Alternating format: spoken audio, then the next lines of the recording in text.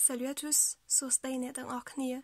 Aujourd'hui on se retrouve dans cette 36e leçon dans laquelle je vais vous parler des consonnes fortes et des consonnes faibles. Comment dire consonnes fortes et consonnes faibles en khmer?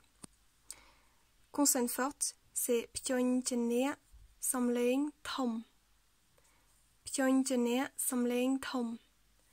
Donc pyeonjene ça veut dire consonne, samleing le son et thom grand.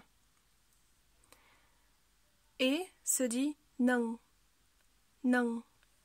Consonne faible. Pyeonjene samleing toi. Pyeonjene samleing toi. Donc consonne, son, petit. Donc en cambodgien, il y a beaucoup de mots dissyllabiques, c'est-à-dire de mots avec 2 syllabes. Et on a déjà appris qu'il y avait en fait des consonnes en A et en O, c'est ce qu'on appelle les séries en A, la série des consonnes en A et la série des consonnes en O. Il ne faut pas confondre ces séries-là avec les consonnes fortes et faibles, c'est 2 notions totalement différentes. Alors, les consonnes fortes et les consonnes faibles, les voici. Dans les consonnes faibles, vous avez presque toutes les consonnes nasales ainsi que les 4 premières consonnes qui n'ont pas de consonnes nasales dans leur ligne en fait. Donc c'est ngo, nyo, no, mo, yo, ro, lo et vo. Là j'ai enlevé no parce qu'avant no faisait partie des consonnes faibles, mais vu qu'il se prononce presque tout le temps comme une consonne forte, eh bien il rejoint la liste de toutes les autres consonnes qui ne sont pas dans les consonnes faibles. À présent, je vais vous expliquer comment savoir comment un mot se prononce. Vous avez dans les mots de 2 syllabes 2 types de construction. Donc la première, donc là vous avez 2 syllabes et vous avez une consonne, une voyelle, une consonne, une voyelle. Ce qu'il faut faire en fait, c'est qu'on regarde la consonne initiale de la 2e syllabe et si c'est une consonne faible, alors elle va prendre la série de la consonne initiale dans la première syllabe. Peu importe si cette consonne, c'est une consonne en A ou en O. Donc, la consonne numéro 2 va prendre la série de la consonne numéro 1. Donc, par exemple, nous avons le mot salin, salin, et on pourrait se demander pourquoi on ne dit pas salir. Parce que c'est ce qu'on dirait si on suit strictement la prononciation des consonnes et des voyelles dans ce mot. Lo, c'est une consonne faible, donc elle va s'appuyer sur sa. Sa, c'est une consonne forte. Et c'est sa série en fait c'est A, donc Lo va devenir La, et avec la voyelle 1, ça va devenir La, donc Salin. Salin, ça veut dire école. Ensuite, on a la 2e type de construction pour les mots de 2 syllabes. On a la première syllabe qui est constituée que de consonnes, et la 2e syllabe ici, où la première consonne sera sous forme de pied de consonne et ensuite on aura une voyelle qui sera soit au-dessus, à gauche, donc entre C1 ou C2, entre C1 et C2, et ensuite elle peut être aussi à droite. Donc vous allez faire de même, regardez la première consonne qui est dans la 2e syllabe, donc le pied de consonne ici. Si c'est une consonne faible, celle-ci va prendre la série de la première consonne dans la première syllabe. Donc C3 prend la série de C1.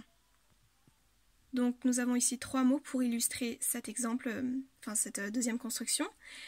Donc nous avons bonlam, bonlam. Lo va prendre la série de bo, puisque c'est une consonne faible. Et donc ce mot va se prononcer bonlam. Et bonlam, ça veut dire tricher, faire semblant. 2e mot, bangkom, bangkom. Ici, le pied de consonne qu'on a, c'est celui de ko. Et ko, c'est une consonne forte. Donc ko va garder sa série et ne prendra pas celle de bo. Donc ce mot se prononcera bangkom, bangkom. Bangkom, bangkom, ça veut dire saluer en se prosternant. Le 3e mot qu'on a, c'est bangkaet, bangkaet. Bangkaet, ça veut dire créer. Et bangkaet, dans ce mot-là, on a le pied de consonne ka, c'est aussi une consonne forte. Donc elle ne va pas prendre la série de la consonne qui est dans la première syllabe, à savoir ba. À présent, je vais vous parler des autres règles qui existent, toujours pour les consonnes fortes et faibles, mais aussi dans les cas généraux, comme cette règle-là, par exemple. Donc, ici, ça dit que si ba a un pied de consonne en dessous d'elle, alors ba va devenir automatiquement ba. Le B va devenir P. Il va s'assourdir automatiquement, c'est comme ça en fait. Ça, c'est valable pour tous les mots en fait, pas que les mots de 2 syllabes.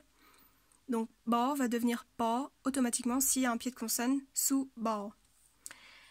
Ici, c'est une règle qui s'applique plutôt pour les mots de 2 syllabes. En fait, l'accent, il est porté en fait sur la deuxième syllabe d'un mot de 2 syllabes. Donc, du coup, la première syllabe, elle va se prononcer très rapidement. On l'entendra presque pas.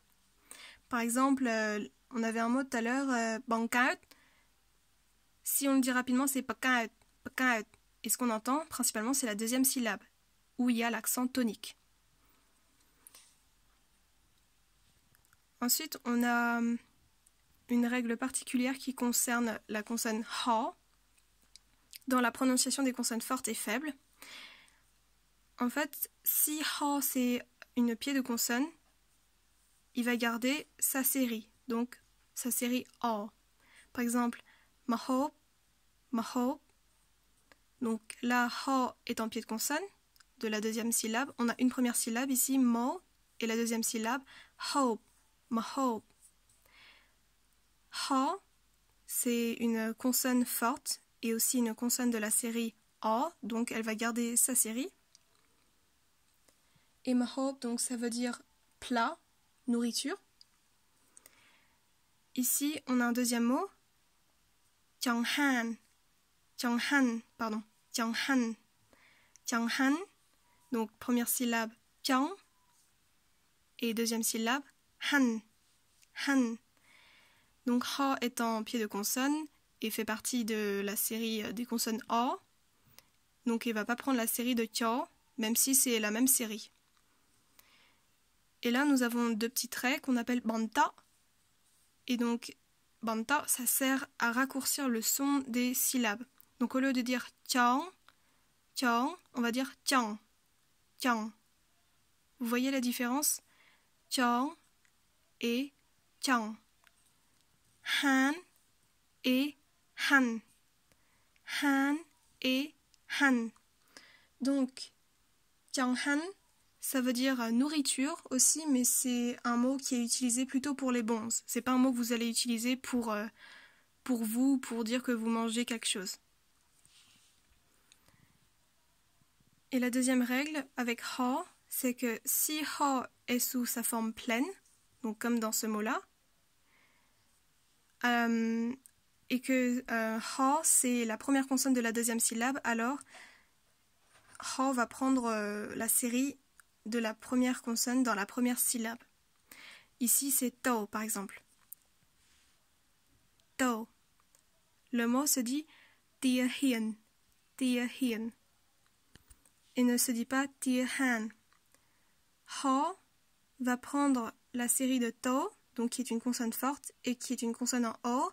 Donc ha va se prononcer ho. Ho avec le son a, ça fait hie, donc tia hien. Tia hien. Tia hien, ça veut dire un soldat. En résumé, tout dépend de du type de consonne dans la deuxième syllabe. Si la consonne initiale de la deuxième syllabe est une consonne forte, elle va garder sa série.